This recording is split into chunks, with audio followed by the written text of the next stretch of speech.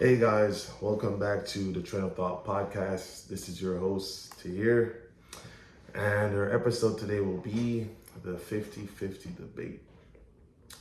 Now, first off, I feel this conversation needs to end. It's been dragged on, I think, since the start of 2020, maybe 2019 a bit, but it's been more present on social media these days, daily, I would say. So let's talk about just dating in general. So I feel these days dating has become more transactional, where the guys are defensive as to why they don't want to pay for things, and then girls are defensive as why they shouldn't give their time to guys who aren't paying for anything, right? So we're already starting off defensive towards each other, which is why there's a friction in money in dates, right? Dating requires money regardless, right? Now, the first thing I want to dial back on is you shouldn't be looking to date if you cannot provide for yourself or also have extra money, because dating costs, right? So as a guy, first of all, you have to court a woman, right?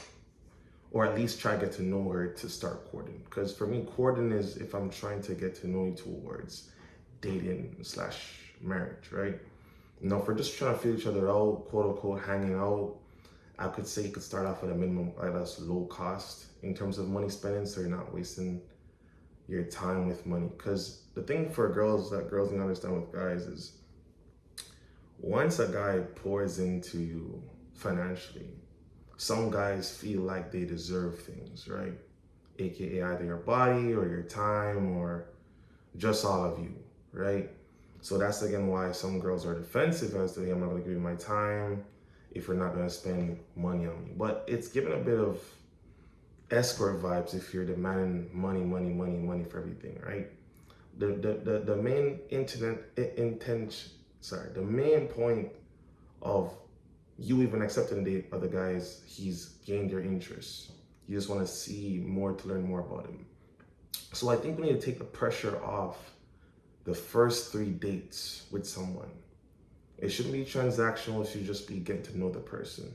Either you can cut back in terms of the location of what the date is or the expectations and just simplify the fact of this is someone new, I want to get to know them, they want to get to know me, right? If you go back to my video before, I was talking about like even just to guys, like cutting back on terms of how much you spend on the first date so you don't feel attached like you deserve something, even if the date doesn't go well, right? So let's clear it out. Like dating has definitely become transactional. We need to cut back on that. Now, for me, I would say another reason why the 50-50 debate is so potent is nobody's really independent. People are dependent. Now, you shouldn't be coming to me as a woman asking me for money that you don't have for yourself. You get what I'm saying? Like, I wouldn't buy my girl a Gucci bag who can't afford it herself. You may get an MK bag instead. So I think there comes a point where also you have to have some independent desires where you know you can provide for yourself without depending on somebody. If they're doing it for you, then that's just additional benefits, right? So don't ask for something that you cannot do or cannot provide for yourself. I think that's also where these emotions arise from, where they feel like they're owed it again because they've given to your time, they think they deserve certain things, vice versa. So you must come independent in relationships. You cannot be dependent. And for me, it's a personal thing. I feel like, at least from Twitter, I feel this conversation is more spoke in the Black community. And we need to switch this up because it's social media definitely has brought the sense of envy and comparison. So you see a girl who's getting all the needs of her boyfriend, and you're looking at your man and you're like, I'm doing so much and I'm getting so less compared to other girls out there, so I deserve more.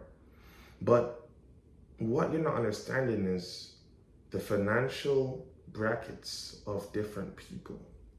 If your boyfriend is only making $50,000 and expecting to buy these designer and these trips all funded by him. You're being unrealistic. You get what I'm saying? Vice versa, guys. If you're expecting the girl who's always on go, who's busy, ambitious, to be cooking and cleaning, that's unrealistic. You gotta first look at who's in front of you and take them for who they are. You can't be comparing your relationship with other people, because that's when you start being unhappy in your relationship. If your partner is present, giving the quality time, the attention, the love, the loyalty, isn't that enough? Right? And I'm not saying like your partnership, like that is quote unquote the bare minimum. Like, of course, a relationship has that, but you're not seeing behind the pictures. I'm telling you, a lot of these relationships that look happy on social media have a lot of just toxicity behind the screens. Like, that girl could be, okay, let's say again, a boyfriend and girlfriend arguing.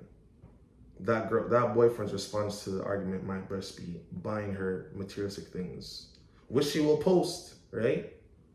And she may look happy, but again, the issue wasn't resolved. He just distracted her with items. So if your partner is more present towards emotionally trying to understand the issues, isn't that more valuable than a partner just buying materialistic stuff to push away the issues? Right? So I feel like, again, back to the race part, I even kind of got off it. I feel like people don't know the full story behind everybody. Just see the aftermath and say, oh, I want that. Like, I remember listening to a podcast, actually, and it was about this white man dating this white woman to university. They got married, and for, I think, the first 3 to 5 years of the marriage, she was paying pretty much 80 to 100% of the bills, because he was in school, right? After school was done, he graduated, got into a great career, he retired her, right? But people don't see the before factor. They see the aftermath and say, oh wait, but this white guy or this Asian guy or this brown guy is retiring his wife. Why can't you do that for me, right?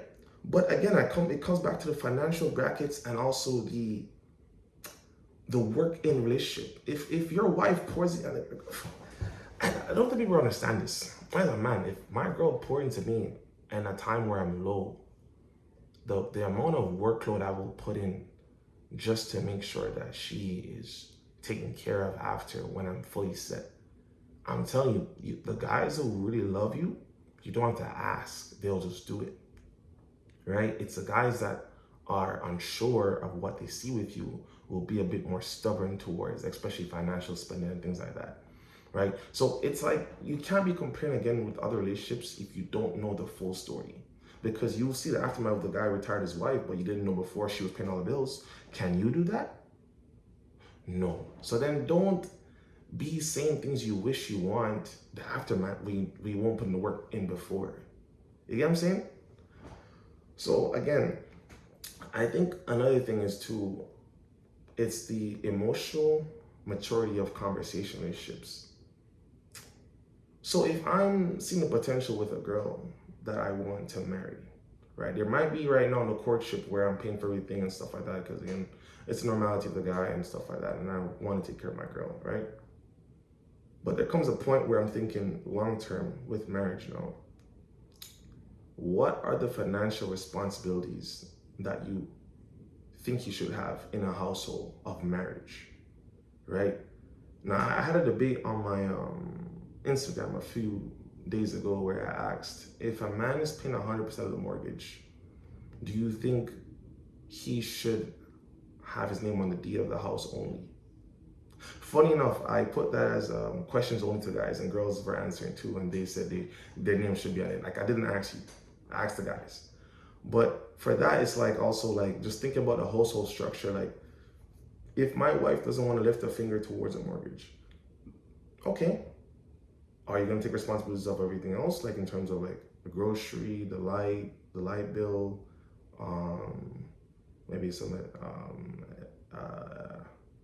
entertainment fees? You know what I'm saying? Like, if there's a balanced relationship, I'm fine with it. But if you're expecting me again to pour into you and pay every single thing, I think about it this way: what money will I have for myself in independence? I can't buy myself some jeans. I might have to ask my wife for money because all my money is going towards bills at the house.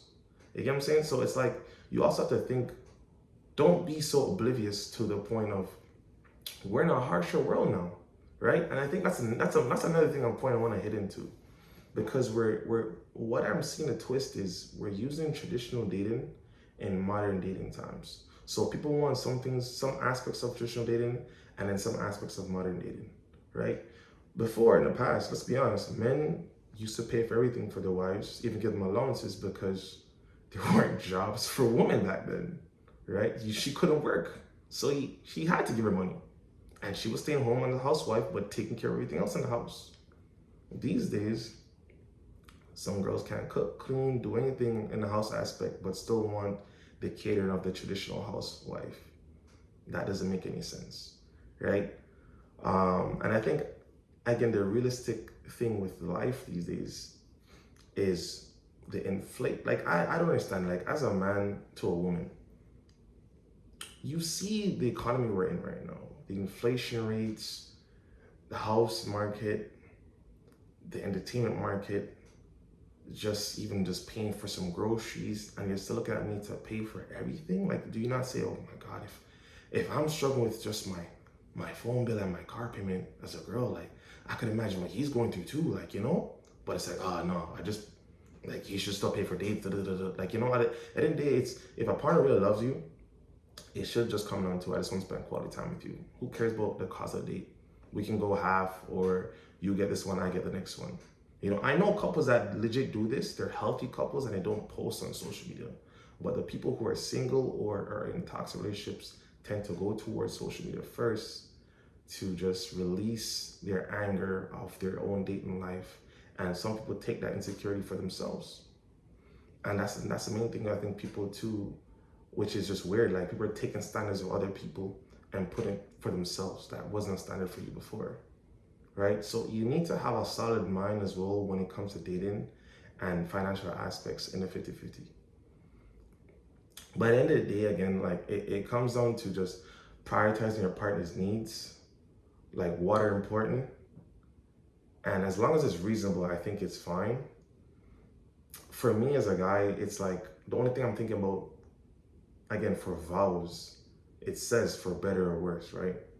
If everything's going well so far, cloud nine, I'm catering for you, spend everything, take everything, and then it comes to a point where I might have lost my job or my income, could you step up as a partner and take care of things that need to be done in that meantime until I get back on my feet? That's the only apprehension that I have as a person, where I'm doing everything, but is there in the back of her mind where she can stand on 10 toes and come, like, be solid for me? If I don't see those small moments of independence in a relationship, that will be a concern for me that I will mention up, that I will keep bringing. Because it's like, babe, do you have any financial responsibilities for yourself? Or at least the knowledge of, if things could go wrong, are you there for me to stand on? Like, are you there for me to lean on you in times of need? Because again, that's what marriage is. That's what dating is. It's partnership, having each other's back. So I think this topic needs to die off. And it's really, again, it's, if you notice, it's people who don't really like each other. It's just the materialistic things of what can you do for me. So guys, if a girl if you have to keep catering for her for everything, and you might see the fact that she doesn't like you as a solid woman, just end it. Vice versa, girls, if you feel like a guy is just transactionally paying for everything, but he's not really asking emotional questions to really get to know you a bit better, to connect deeper, I'm telling you what it is. It's just a guy it's a trick. You get what I'm saying? So you need to end things if you really want a more meaningful relationship. But thanks you guys for listening. Next episode's on Friday, so be tuned to listen to Mondays and Friday episode on YouTube. We'll be getting on Spotify and Apple Podcasts very, very soon. So stay in tune for that. Remember to like and subscribe and share with friends. Thank you.